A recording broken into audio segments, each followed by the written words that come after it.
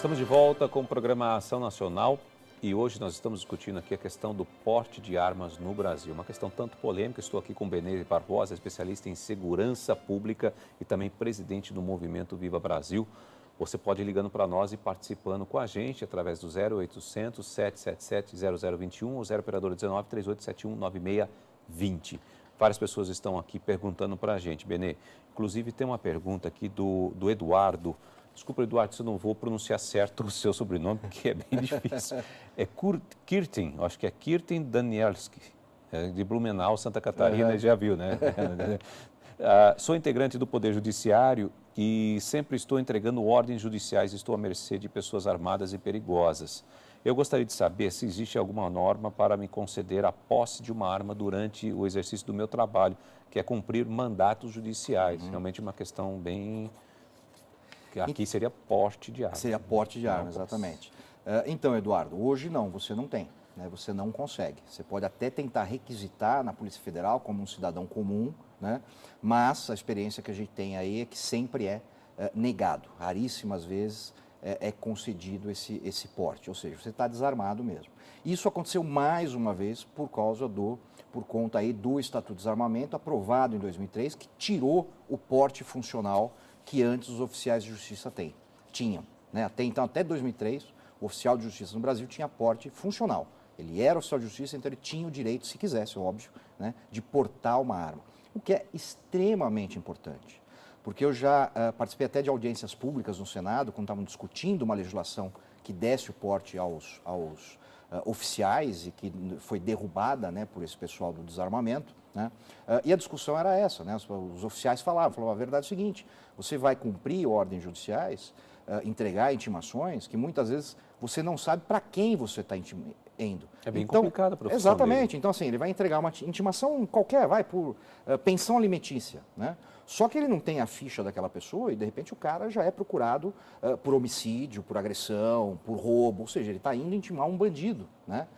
E aí, a justificativa desse pessoal a favor do desarmamento diz assim: não, o oficial de justiça ele pode requisitar o apoio policial. Desculpa, isso é irreal, né? Imagina um oficial de justiça, quantas, eu não sei, não faço nem ideia quantos mandatos ele entrega por dia, né? Mas imagina se ele vai ter uma viatura disponível com 2 soldados, né, com 2 policiais para entregar todas essas intimações. Não faz o menor sentido.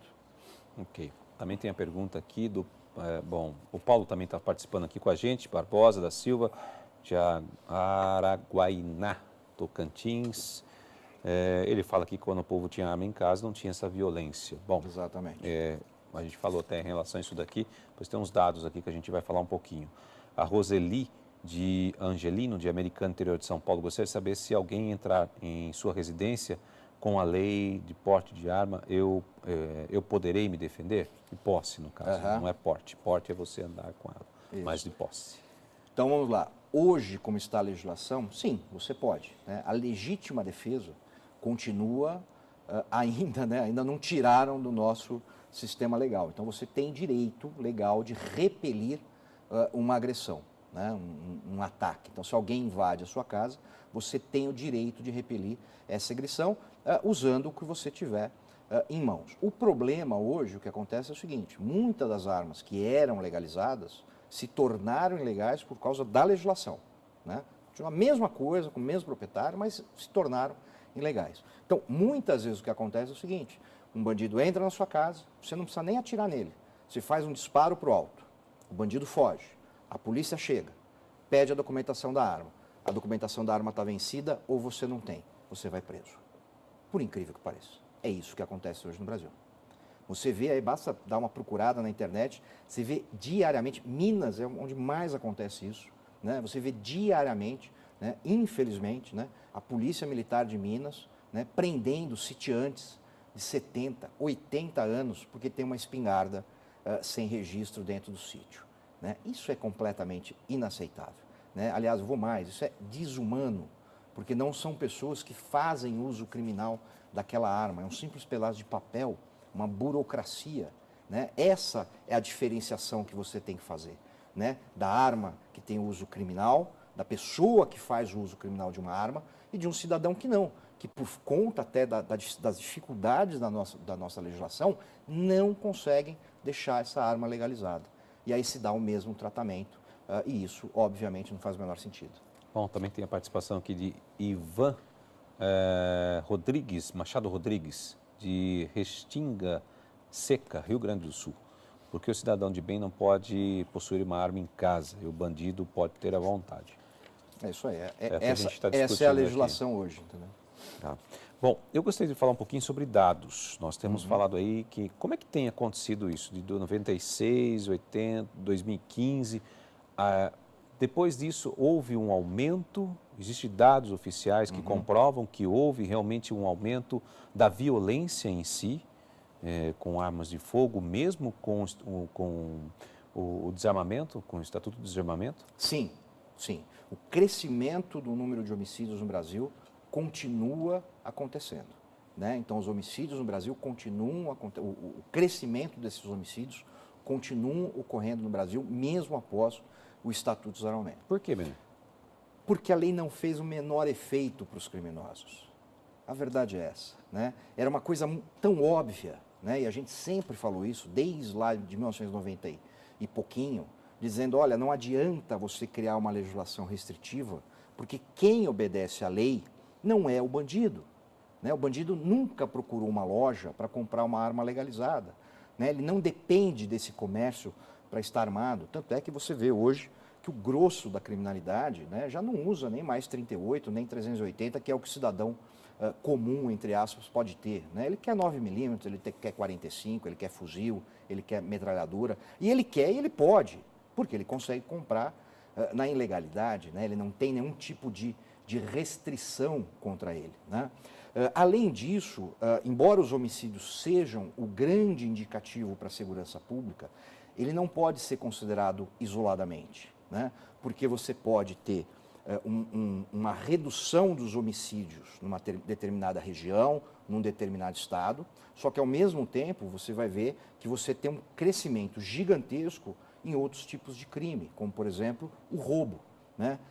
Ou chamado aí popularmente de assalto à mão armada, né? Você tem um crescimento nos estupros, que é exatamente o que aconteceu em São Paulo. Então, São Paulo conseguiu reduzir o número de homicídios? Legal, conseguiu mesmo, isso aí é indiscutível. Porém, a criminalidade é menor? Não é. Os índices de crimes contra o patrimônio, o roubo, furto contra a pessoa, o estupro, né, as agressões, né, os latrocínios, que é aquele roubo seguido do assassinato da vítima, esses continuam crescendo, esses continuam aumentando. Então você vê que tem alguma coisa errada, né? Ou seja, a criminalidade, como eu já disse e repito, ela continua abastecida de armas de fogo. Então não faz o menor sentido você impedir que o cidadão tenha a opção. Ninguém está falando aqui em armar a sociedade, né? Ninguém está dizendo, olha, vai lá agora e compra um monte de arma para você ter. Não, é simplesmente respeitar, né, essa opção da pessoa. Se é mais perigoso, se não é menos perigoso, tudo isso no fundo é secundário, porque isso é uma opção individual, né? O Estado não pode chegar para mim e falar assim, oh, você não tem o direito de, se for necessário, morrer para defender sua família. Eu morro para defender minha família. Não teria o menor problema em fazer isso. Quem é o Estado? Quem são esses políticos? Ou quem quer que seja, para dizer, não, você não tem o direito de morrer para defender sua família. Que maluquice é essa? Né? Quem que otorgou esse poder para essas pessoas de decidir pela gente? Né? É isso que realmente está em discussão. Então quer dizer que, diante dessa análise sua que nós estamos falando aqui, está se colocando um certo... beneficiando os bandidos. Sem dúvida, sem dúvida. Foram os grandes beneficiários dessa legislação. Né? Pergunta para qualquer bandido se ele tem dificuldade em comprar armas de fogo ilegal. Pergunta para qualquer policial se hoje ele encontra mais bandidos armados ou menos bandidos armados do que ele encontrava no passado. Ele vai dizer que ele encontra mais. Mais ainda, pega um policial aí com 20, 30 anos de carreira e pergunta para ele quantos criminosos ele prendeu na vida inteira dele como policial que tinha uma arma legalizada. Ele vai parar e vai ficar assim, ó, não lembro de nenhum. Essa vai ser a resposta em 99% das vezes. Porque, de novo, bandido não precisa do comércio legal de armas. Quem ficou prejudicado foi realmente, única e exclusivamente, o cidadão. Tá. Então, diante disso, você acha que a aprovação do porte de armas iria reduzir esse índice? Isso é uma discussão boa. Isso é uma discussão boa. Porque o que a gente tem? Há estudos, não no Brasil, porque nunca se fez um estudo sério sobre isso.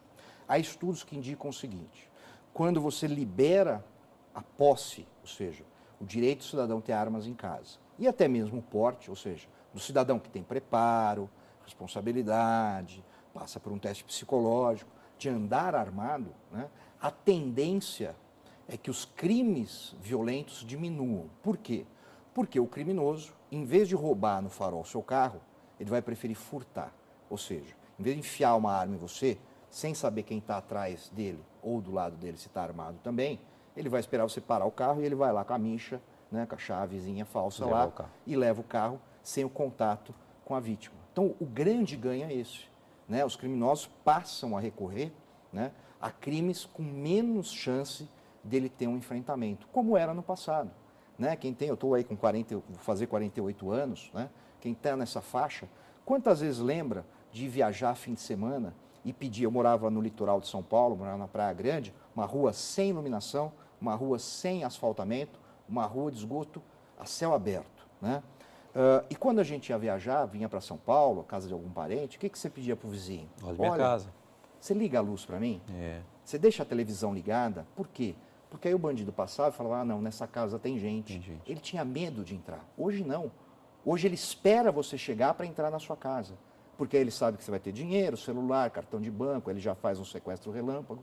Ou seja, ele perdeu o medo da população. E tudo isso por conta dessa política absurda de desarmamento, leniência com os bandidos, justificação dos bandidos. Né? Ah, não, a culpa não é do bandido, a culpa é da sociedade. Como assim a culpa é da sociedade? Ser criminoso, cometer um crime, é um ato absolutamente pessoal. É crime. É crime. Se eu escolho matar alguém, sou eu que estou escolhendo matar alguém. Né? A sociedade não chegou para mim e falou, não, você tem que matar o cara. Óbvio que não. Né? Então nós temos que mudar todo esse pensamento. Nós vamos para um rápido intervalo, voltamos já.